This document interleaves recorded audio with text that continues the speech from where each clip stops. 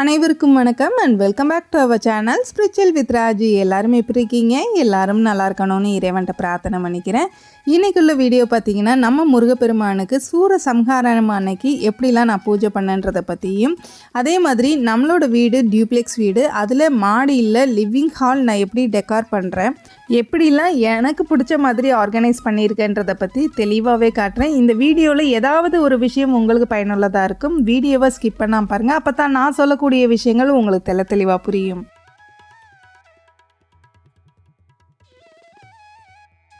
நம்ம முருகப்பெருமானுக்கு பார்த்திங்கன்னா இந்த மாதிரி அபிஷேகம் பண்ணுறது எனக்கு ரொம்ப பிடிக்கும். முருகப்பெருமானுக்குன்னு இல்லை, நம்ம வீட்டு தெய்வ சிலைகளுக்கு அபிஷேகம் பண்ணி அந்த பூஜை பண்ணுறது எனக்கு ரொம்ப பிடிக்கும். என்னென்னா ஒரு ½ தாராளமாக ஆகும். அதுக்கு நேரத்தை ஒதுக்கிட்டு பண்ணும்போது அது பெட்டராக இருக்கும். அதே வேலையை வச்சுக்கிட்டு இந்த மாதிரி எப்படி சொல்கிறது, இப்போது நமக்கு கிச்சன் ஒர்க்கு, அதே மாதிரி சமையல் பண்ணுற நேரம், நம்ம kitchen cleaning time, organise time, அதே மாதிரி நம்ம வீடை பெருக்கி தொடச்சி இந்த வேலைகள்லாம் மோஸ்ட்லி யார் ஒருத்தர் நம்ம ரொட்டீனாக ஃபாலோ பண்ணி அதெல்லாம் முடிச்சிடுறோமோ அவங்களுக்கு கண்டிப்பாக நேரம் கிடைக்கும்னே சொல்லலாம். இப்போ நம்ம முடிக்கலை, இப்போ சமையல் வேலை பேலன்ஸ் இருக்குது, இல்லை கிச்சன் ஒர்க்கு பேலன்ஸ் இருக்குது, இல்லை இனிமேல் தான் வீடை பெருக்கணும், இதை வேறு செஞ்சுட்டு அதை வேறு செய்யணும்னு யோசிக்கும்போது கண்டிப்பாக எதுலேயுமே நம்மளால் நமக்கு பிடிச்ச மாதிரி சாட்டிஸ்ஃபைடாக நமக்கு அமையாதுன்னு தான் சொல்லணும். இதை செஞ்சு அதை செஞ்சு இந்த வேலையெல்லாம் முடித்து இதெல்லாம் செய்யணுமான்னு.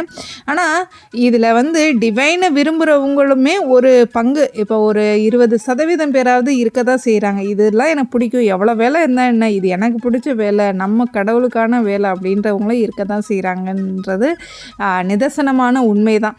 ஏன்னா இப்போல்லாம் பார்த்திங்கன்னா எவ்வளோ நெகட்டிவ் வீடியோஸ்லாம் ரன் ஆகிட்டுருக்கு போயிட்டுருக்குனாலுமே இந்த டிவைன் வீடியோஸையுமே பார்க்குறதுக்கு நம்ம சகோதரர்கள்லாம் நிறைய பேர் இருக்கிறாங்கன்ற நினைக்கும் போது ரொம்ப பெருமையாக இருக்குது. ஒரு கோவிலுக்கு போனால் கூட ஏகப்பட்ட கூட்டங்கள், ஏகப்பட்ட எதிர்பார்ப்புகள். இந்த மாதிரி முருகப்பெருமானோட முகத்தை அப்படியே க்ளோஸ்அப்பில் பார்க்கும்போது, அதுவும் இல்லாமல் நம்ம டிவியில் பார்க்குறனால இருந்த இடத்துல பார்த்துட்றோமா, அதுலேயும் நிறைய பக்தர்கள் திருச்செந்தூரில், அதே மாதிரி நிறைய கோவில், குன்றத்தூர், இந்த மாதிரி கோவில்களெல்லாம் நேரடியாக போய் எப்படியாவது அந்த அருள் முகத்தை, தங்க முகத்தை பார்த்துட மாட்டோமான்னு ஏங்கும்போது அந்த கண்களில் நமக்கு எவ்வளோ வேண்டுதல் இருக்கும். அந்த டைமிங் வேண்டுதல் பண்ணணுன்ற ஒரு எண்ணமே இருக்காது. வேகமாக கண்ணீர் அப்படியே தாரையாக வழிஞ்சு வரும்னு சொல்லலாம். அந்த மாதிரி எனக்கெல்லாம் உடல் நடுங்கிருச்சு. அந்த இடத்துல அரோகரா கோஷத்தோட முருகப்பெருமானை பார்த்துட்டு முடிச்சு கொஞ்சம் எனக்குள்ளே நான் ஃப்ரீயாக ஆகிட்டு, அதுக்கப்புறம் தான் பார்த்திங்கன்னா மறுபடியும் கொஞ்சம் குளிச்சுட்டு, வீடெல்லாம் ஆல்ரெடி க்ளீனாக இருக்கிறனால ஃபுல்லாகவே மார்னிங்கே நான் தொடச்சிருவேன். இருந்தாலுமே அன்னைக்கு சூரசம்ஹாரம் இருந்தனால ஒரு தடவை ஒரு சாஸ்திரத்துக்காக மட்டும் ஆஃப் பண்ணிவிட்டு அதுக்கப்புறமா அபிஷேகம் பண்ணி முருகப்பெருமானை மறுபடியும் உள்ளே கொண்டு வந்தேன். இந்த மாதிரி அன்னைக்கு பூஜையை ரொம்ப சிறப்பாகவே பண்ணேன். எனக்கு என்ன தெரியுமோ அதை ஐயனுக்கு பால் அபிஷேகம், பன்னீர் அபிஷேகம், அதுக்கப்புறம் விபூதியை கரைச்சி அபிஷேகம், மஞ்சள் சந்தனம் போட்டு அபிஷேகம்லாம் பண்ணியிருந்தேன். இந்த மாதிரி என்ன முடியுமோ அதை நம்ம செய்யலாம். இப்போ அபிஷேகம் அப்படின்னாலே பார்த்திங்கன்னா அந்த உடலில் அவருக்கு அந்த வெப்பம் அதிகமாக இருக்கும்னு சொல்லுவாங்க. அந்த நேரத்தில் சிலிர்த்து வியர்வை அதிகமாக வருது அம்பாள்கிட்டருந்து அந்த வேல் வாங்கும்போது அப்படின்னு சொல்லுவாங்க. அந்த நேரத்தில் எல்லா தெய்வ சிலைகளுக்குமே அதே உக்ரம் இருக்க தான் செய்யும். நான் ரெசினில் வச்சுருக்கேன், நான் பித்தளையில் வச்சுருக்கேன், நான் செப்புச்சலை வச்சுருக்கேன், இல்லை நான் ஐம்பொன் சிலை, எதுவாக இருந்தாலுமே சிலை தான், கடவுள் தான் இல்லையா? அதனால் எந்த சிலையாக இருந்தாலுமே எனக்கு தெரிஞ்சு அதுக்குன்னு கொஞ்சம் நேரம் ஒதுக்கி ஒரு வாரத்தில் உங்களால் முடியுது. இப்போ 5 சிலை நான் வச்சுருக்கேன் அப்படின்னா ஒரு பிளேட்டில் ஒரு 2-3 அபிஷேகம், இல்லை ஒரு அபிஷேகம் அது பண்ணால் நமக்கு அந்த எண்ணம் மேம்படும். நினைக்க தோணிக்கிட்டே இருக்கும், இந்த விஷயம் நம்ம செய்யணும். ஏதோ ஒரு வேண்டுதல் அந்த நேரத்தில் நம்ம கரெக்டாக ஒரு சின்ன துணி விரித்து அதில் உட்காந்து ஏதோ ஒரு நாமங்கள் சொல்லுவோம் இல்லையா? அப்போ அது இன்னும் மெருகேற்றி நமக்கு கொடுப்பாங்கன்னே சொல்லலாம்.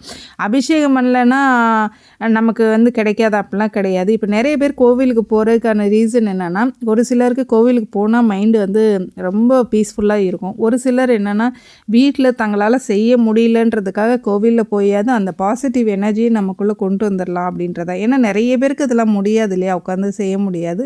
ஆனால் நான் என்ன சொல்கிறேன்னா, ஒரு சாட்டிஸ்ஃபைடுக்காக இது ஒரு ட்ரெடிஷ்னல், நம்மளோட பண்பாடை நம்ம மறக்கக்கூடாது. தினம் சிலைகள் இருந்தால் தினம் கையளவுக்கு மேலே இருந்தால் நம்ம தினம் அபிஷேகம் பண்ணணும் அப்படிலாம் பயப்பட தேவையில்ல. வாரத்தில் ஒரு நாள் நம்ம பண்ணும்போது அந்த பூஜை அறையே வந்து அப்படி கமன்னு மணக்குன்னே சொல்லலாம். அவ்வளோ ஒரு வாசனையாக இருக்கும்.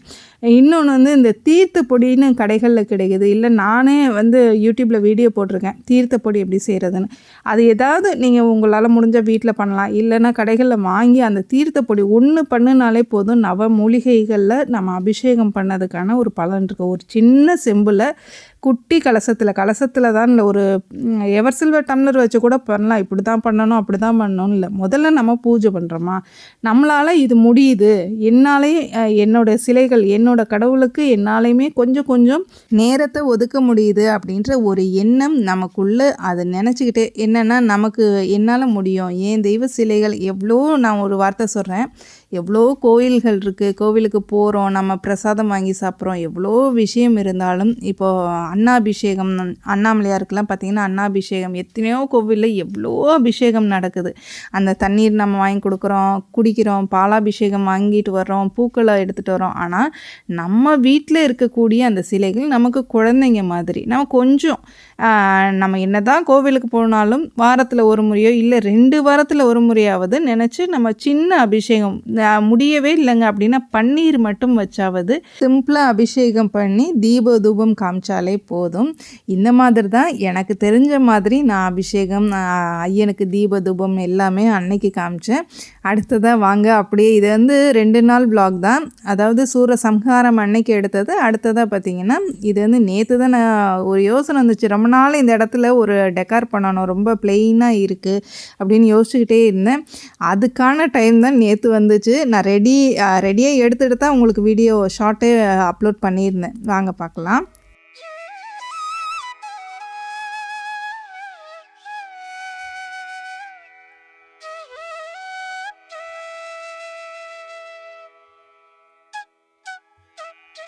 இந்த வுட்டு பார்த்திங்கன்னா 240 ரூபாய்க்கு மீஷோவில் தான் வாங்கியிருந்தேன். முன்னேருந்தே ஒரு 1 இயராகவே நம்ம வீட்டில் இருக்குது. இதில் ஒரு 2 ஸ்க்ரூ கொடுத்துருப்பாங்க. எல்லாமே தனித்தனியாக வந்துடும். நம்ம வந்து அதை கரெக்டாக வந்து ஆர்கனைஸ் பண்ணி நம்ம வாலில் வந்து நம்ம ஸ்க்ரூ பண்ணி இறக்கிட்டோம் அப்படின்னா நல்லா ஸ்டர்டியாக இருக்கும். என்ன ஒன்று, இதில் அடிக்கடி இப்போ மழை பெய்யுதுன்னா ஃபங்கஸ் ஃபார்ம் ஆக ஆரம்பிச்சிது. அதனாலே பார்த்திங்கன்னா இந்த கற்பூரம் துகள்களை போட்டுட்டு துடைக்கிற மாதிரி வச்சுக்கிறேன். இப்போ ஒரு 1 வீக்காக அப்படியே விட்டுருந்தேன், சரி பார்த்துக்கலாம் அப்படின்ட்டு சும்மா தொடச்சிட்டு விட்டால் அது பார்த்திங்கன்னா மறுபடியும் ஃபங்கஸ் ஃபார்ம் ஆயிடுச்சு. மறுபடியும் நம்மளோட ரெமெடி அந்த கற்பூரம் வச்சு லைட்டாக தொடச்சி விட்டு தான் இனிமேல் கிளியர் பண்ணணும் அப்படின்ட்டு ஃபஸ்ட்டு ஒரு தடவை சும்மா வைப் பண்ணி எடுத்துகிட்டு அதுக்கப்புறம் நம்ம தூபம் காட்டுவோம் இல்லையா, அந்த கற்பூரம் வச்சு தான் நல்லா தொடச்சி விட்டோம். அதில் வந்து ஃபங்கஸ் ப்ராப்ளம் எதுவுமே வராது.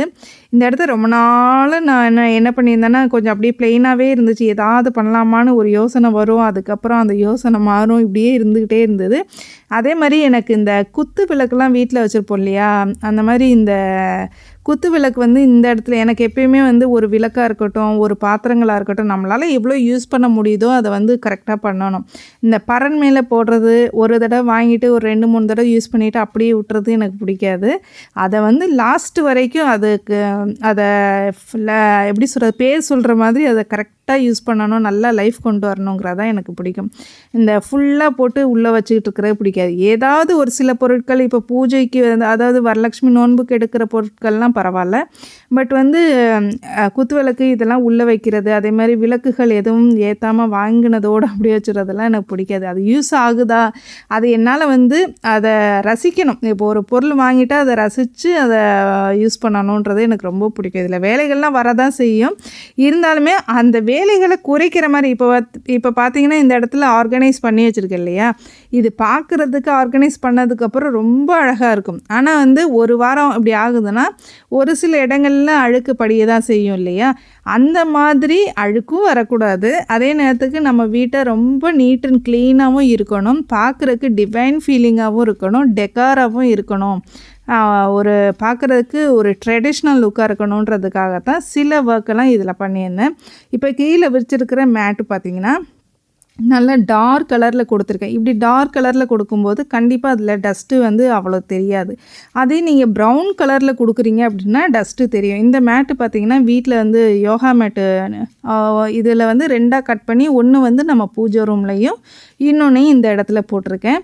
அதே மாதிரி இந்த மாதிரி மணி பிளான்ட் வைக்கும்போது பார்த்திங்கன்னா கண்டிப்பாக ஒரு வாரத்துக்கு ஒரு தடவை தண்ணி ஊற்றினாலே போதும். நம்ம மெயின்டைனும் பண்ணணும். அதே நேரத்துக்கு நம்ம பண்ணுற வேலைகளை இப்போ ஒரு டெக்கார் பண்ணுறோம் அப்படின்னா மறுதடவையே பார்க்க அன்னீவனாக ஒரு க்ளீன் பண்ணாமல் விட்டுட்டோம்னா ஒரு பார்க்குறதுக்கு மெஸ்ஸியாகவும் இருக்கக்கூடாது. அந்த மாதிரி ஒரு ரிச்சடு கண்டென்ட்டில் நம்ம க்ளீன் பண்ணுறோம் அப்படின்னா நம்மளுக்கு எப்பயுமே ஒரு ஃபாலோ ஆகும். இப்போ ஒரு வேலைகள் இருக்குது அப்படின்னா இப்போ பூஜை வேலைகள்லாம் பார்த்திங்கன்னா இந்த பூ தூவி அபிஷேகம் பண்ணுறோம்.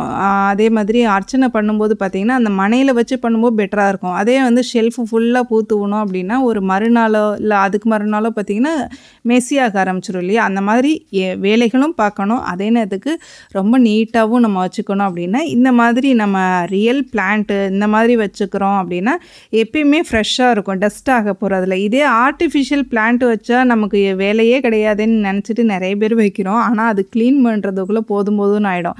அதுலேயுமே டஸ்ட்டு ஃபார்ம் ஆக ஆரம்பிச்சிடும்.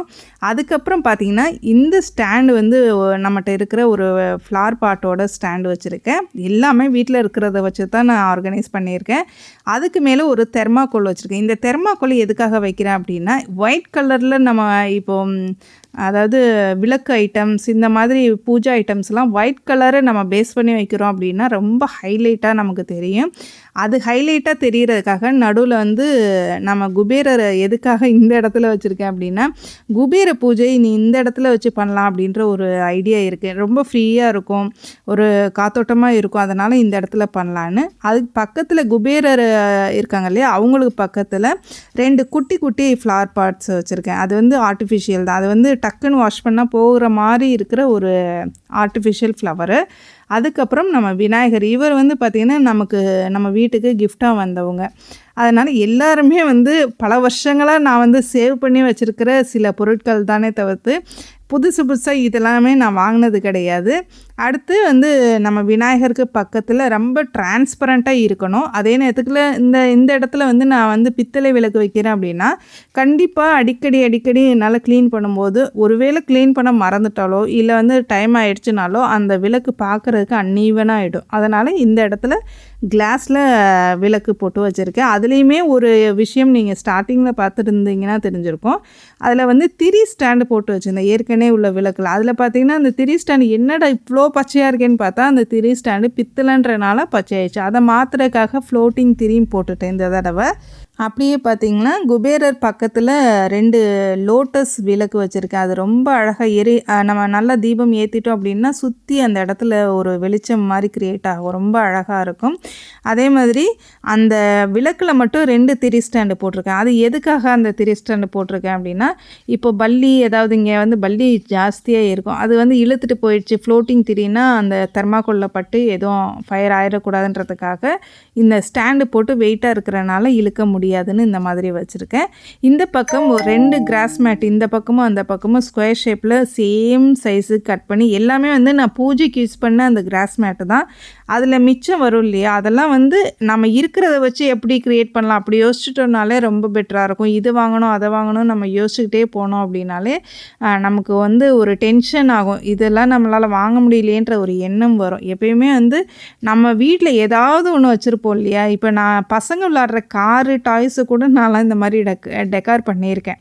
அந்த குட்டி குட்டி ஒட்டகச்சிவிங்க அனிமல்ஸ்லாம் வச்சுருப்பாங்க இல்லையா, அதெல்லாம் வச்சு கூட நான் பண்ணியிருக்கேன். இப்படி தான் வாங்கணும்னு இல்லை, இப்போது ஒரு சில பொருட்கள் வாங்குறது உண்மை தான்.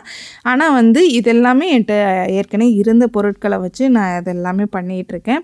அதே மாதிரி வீட்டில் மணி பிளான்ட் வளர்த்து பாருங்கள். ஒரு சிலர் வளர்க்கக்கூடாது அப்படின்லாம் சொல்கிறீங்க, அதெல்லாம் கிடையவே கிடையாது. ஒரு எப்படி சொல்கிறது, ஆக்சிஜன் லெவலை இன்க்ரீஸ் பண்ணக்கூடிய ஒரு பிளான்ட். நம்மகிட்ட எவ்வளோக்கு எவ்வளோ ஆக்சிஜன் லெவல், இத்தனைக்கு சொல்லணும்னா இப்போ இண்டோராக வளர்க்குறீங்க மணி பிளான்ட் அப்படின்னா ஒரு வாரத்துக்கு ஒரு தடவை ரொம்ப வெயில் அடிக்குது அப்படின்ற பட்சத்தில் 2 தடவை கால் டம்ளர் இந்த தொட்டிக்கு, நான் வச்சுருக்க தொட்டிக்கு தண்ணி ஊற்றினாலே போதும். இந்த மாதிரி வளர்க்குறோம் அப்படின்னா கார்பன் டை ஆக்சைடை இழுத்துட்டு நல்ல ஆக்சிஜன் லெவலை இன்க்ரீஸ் பண்ணி கொடுக்கும் நமக்கு. நீங்கள் ட்ரை பண்ணி பாருங்கள். இன்னொன்று, நம்ம பார்க்கும்போது டக்குன்னு நம்மளை அப்சர்வ் பண்ணும். ஏதாவது ஒரு நெகட்டிவ் இருந்தால் கூட எடுத்துக்கிட்டு நமக்கு பார்க்கும்போது மறக்க தோணும். நம்மகிட்ட உள்ள நெகட்டிவ் எல்லாமே மறந்துட்டு பாசிட்டிவாக க்ரியேட் பண்ணக்கூடிய ஒரு மெயினான பிளான்ட்டுன்னு சொல்லுவேன். சும்மா வச்சாலே வந்துடுங்க மணி பிளான்ட்டை பொறுத்த வரைக்கும். இப்போ எந்த பிளான்ட்டாக இருந்தாலுமே இதோட க்ரோத் கொடுக்கவே முடியாதுன்னு தான் நான் சொல்லுவேன்.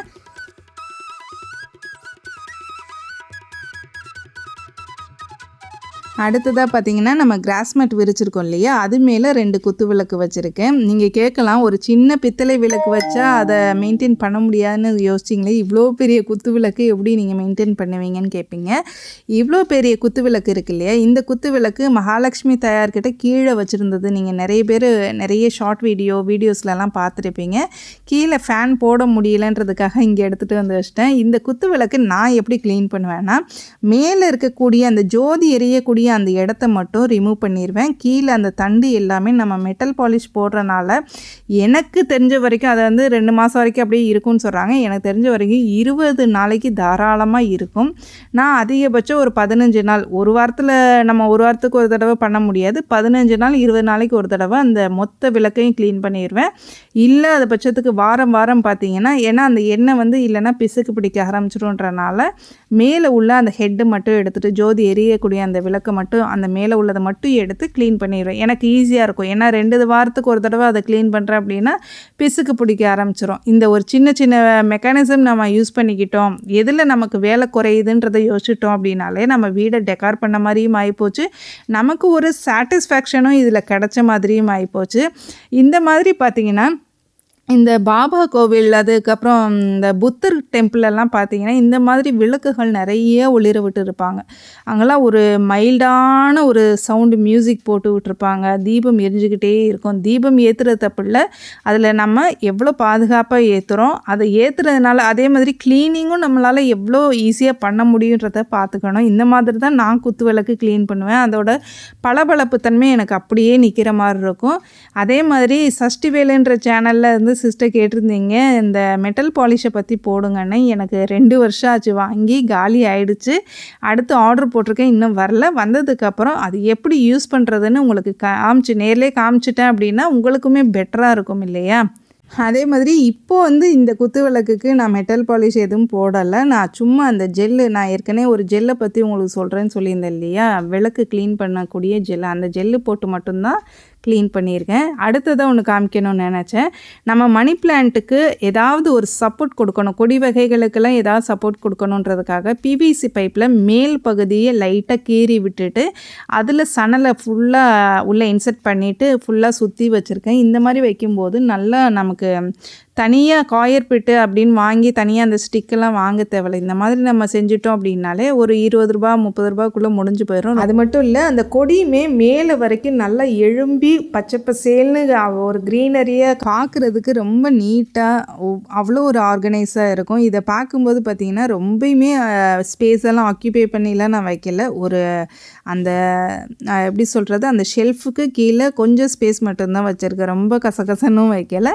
அதே நேரத்துக்கு நமக்கு பார்க்குறதுக்கு நீட்டாக லுக்காக உள்ளே வரும்போதே அந்த இடத்துல ஒரு தூபம் வாசனை, அதே மாதிரி ஒரு தீபம் எரியும் போது ரொம்ப அழகாக இருக்கும். எதை செய்தாலும் சேஃப்டியாக பண்ணுங்கள். அதே நேரத்துக்கு நமக்கு பிடிச்சதை நம்ம செய்கிறது தவறு இல்லை. அது நமக்கு வேலைகளும் குறையணும் அப்படின்ற மாதிரி தேவைக்கு தகுந்த மாதிரி நம்ம செஞ்சுக்கிறது நல்லதுன்னு நான் நினைக்கிறேன்.